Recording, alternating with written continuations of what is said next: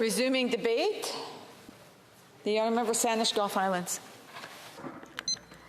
Merci, Madame la Présidente. Thank you, Madam Speaker.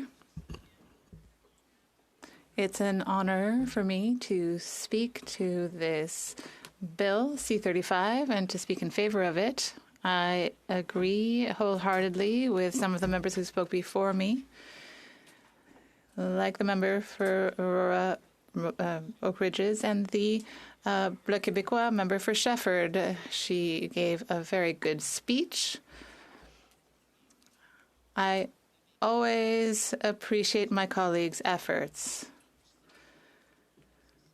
I would like to add just a few words to the debate tonight. It's getting late. This is not just a bill for childcare. We have to focus on the principles for early learning and childcare.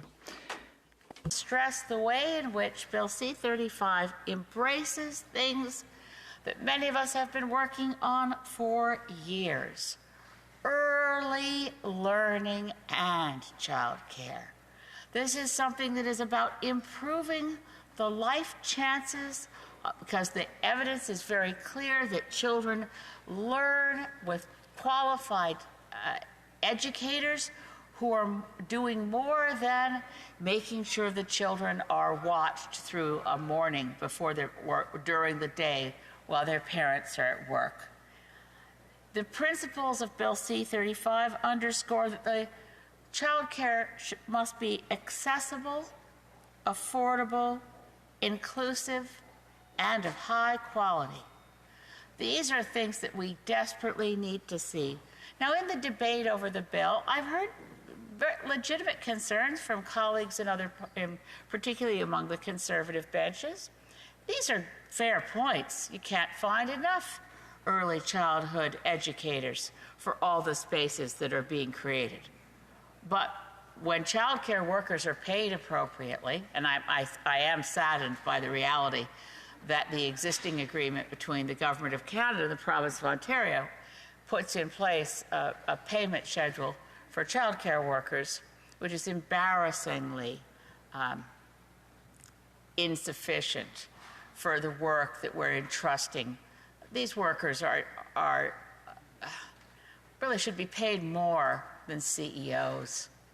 They should be paid more, with all due respect to colleagues across the way who I know, at least from one of our colleagues in the Conservative Party, and forgive me for forgetting his riding name, but I know he's a very famous hockey coach. We should pay our child care workers more than we pay our hockey players. What's more important in our society than ensuring our children have the best start in life? So our teachers at all levels are underpaid, and early learning and child care educators are professionals whose work needs to be recognized and properly compensated. But it's not an unfair point to say we can't find enough child care workers for all the $10 a day child care spaces that are being opened up. The point is we will. This has just come in. The agreements with provinces are very fresh. I'm very encouraged that we're going to have it in law, in this piece of legislation, that one hopes any future government can't tamper with this. We have agreements with each of the provinces and territories. This is a huge accomplishment. Of course, we had accomplished it back in 2005 when, speaking of hockey players, famous former minister responsible for the file, Ken Dryden, managed to accomplish inked, signed deals with every province. And then we had the election of 2005-2006, and the whole program, even though funded with signed agreements, was scrapped by the incoming Conservative government of Stephen Harper. I wish I didn't have such a good memory, because thinking about that transition where we lost Kyoto and Kelowna and childcare in a very relatively short period of time is painful to recall. But the advantages of ensuring that every Canadian child, whether from a family, as the honourable member for Nunavut was explaining so eloquently, families that have not had the same advantages and privilege, families from equity-seeking groups, will be able to ensure that the child care program that allows the parents to go to work is of high quality. I want to stress that part because early learning in child care is a different prospect than child care on its own. And I've heard horror stories over the years as a single mother myself of child care arrangements that just weren't adequate, that were actually unsafe. It's critical that we elevate the professionalism and recognition and respect we give to the workers who do this work in early learning and child care. I also want to mention, Madam Speaker, because it came up when the Honourable Member for Aurora Oak Ridges Richmond Hill was speaking, about why it is that I continue to proselytize the virtues of the rules of Westminster parliamentary democracy, which are ignored in this place. And that rule, of course, being in the Palace of Westminster in the UK, or any of the other Commonwealth countries that use the Westminster parliamentary system, reading a speech is not allowed. It's still a rule here, but it's not only so ignored, it's ignored and encouraged with handing out podiums to people so they can put the speeches that they're not supposed to be reading on a podium so they can read it.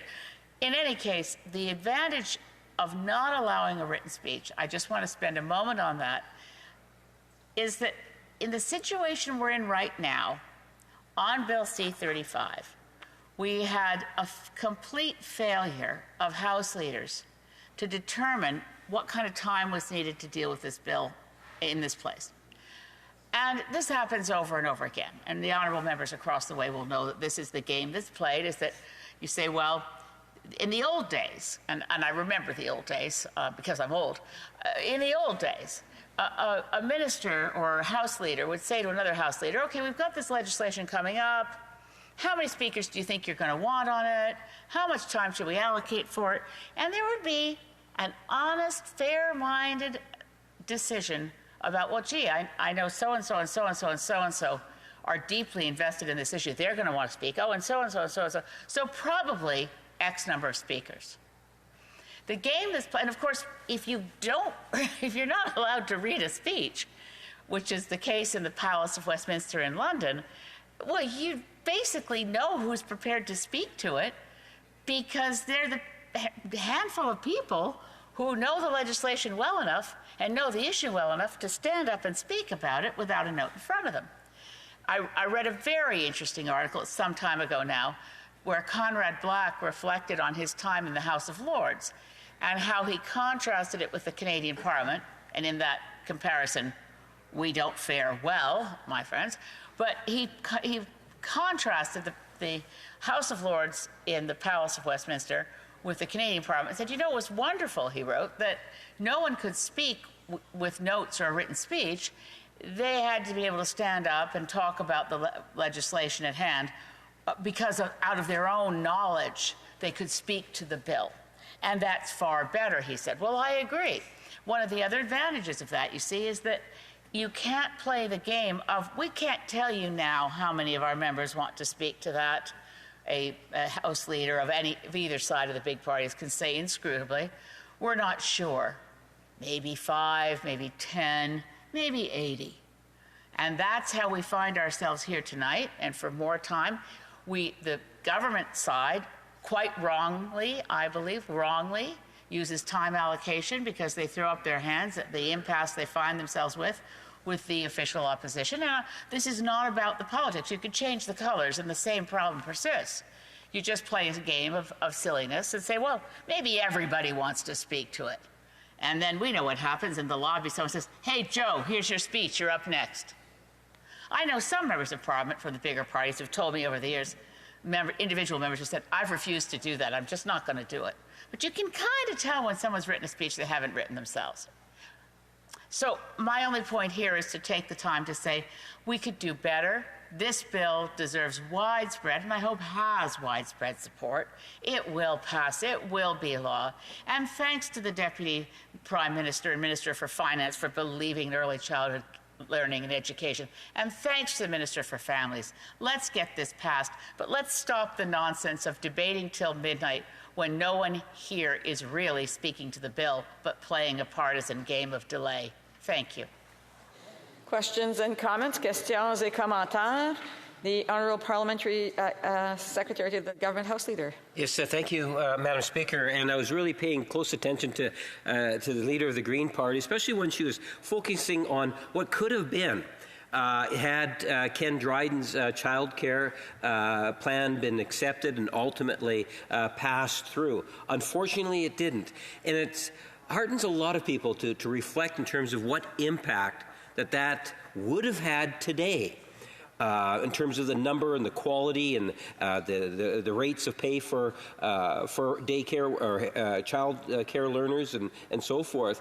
And I'm wondering if the member can reaffirm the support for the legislation and the need for the legislation, given that if we don't have this legislation passed, there is no guarantee that it will be there into the future. And she can just emphasize why it's important that this legislation, in essence, be passed to protect the program going forward. The Honourable Member of Sandwich Gulf Highlands. Well, thanks, Honourable Parliamentary Secretary. I wish I could believe that passing it means that it won't be, that a future government won't repeal it. I do recall spring 2012 Omnibus Budget Bill C-38 that repealed the Kyoto Implementation Act, repealed the National Roundtable on Environment and Economy Act, gutted the Fisheries Act. There were 70 separate pieces of legislation destroyed in that. And I'll also say that if we hadn't lost Kyoto, Kelowna, and childcare in the 2006 election, we wouldn't be on fire now. Canada would have reached our Kyoto targets. They were on the books and fully funded. So there are tragedies in losing that government of 2005. Questions and comments?